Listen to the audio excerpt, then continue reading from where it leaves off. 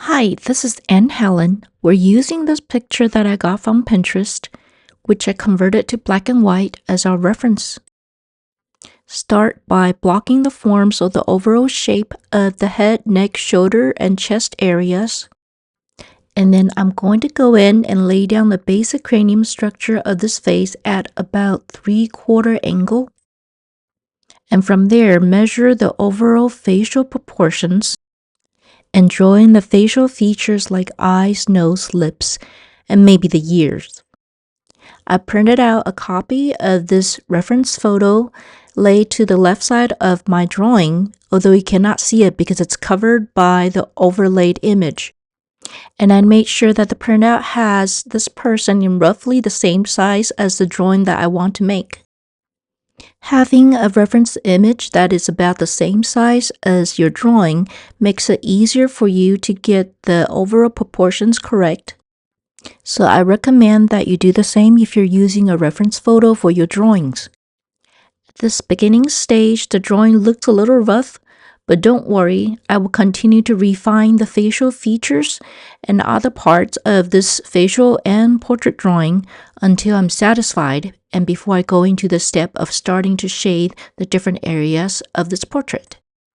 Take your time during this construction stage as it will set the stage literally for the next part of your portrait or facial drawing. For me, this stage is the most important in all parts of my drawing process. Think of it as laying the blueprint or foundation for a house that you're building. If the foundation for the house is not solid, stable, and sturdy, the whole building may be crooked or even collapse.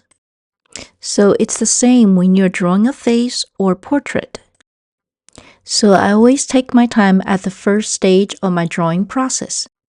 My eyes are constantly looking at and observing the photo reference and my own drawing. I'm checking the sizes and placement of the different facial features. For example, compared to the photo, are the eyes too far apart or too close together? Do I need to adjust the length of the nose? Is the left side of the nose the same height as the right side of the nose? Is the mouth at the right distance between the nose and the chin? And according to the answers of these questions, I will adjust my drawing. One thing I've learned over the years is not to think of these facial features as they are, but to think of them in terms of shapes, sizes, and values. For example, instead of thinking that I'm drawing an eye, I think in terms of the lines that I use or the marks that I make to make that shape.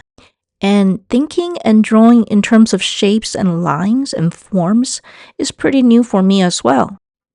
I had a hard time with drawing the lips in this portrait because I wasn't thinking in terms of lines and shapes.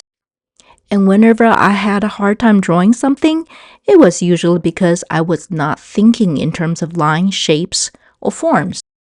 So unless you have been lucky enough to have gone through art school or have taken classes with teachers who taught you how to draw correctly from the beginning, I recommend that you start looking at your reference photos or your references and drawing the different parts of your reference in terms of lines, angles, forms, and shapes. And like I mentioned earlier, this is also fairly new to me, but it is one of the best lessons I've ever learned, and probably the biggest game changer in terms of my approach to drawing. And it's going to take some time and lots more practice for us to see and approach drawing this way. So let's practice and grow together.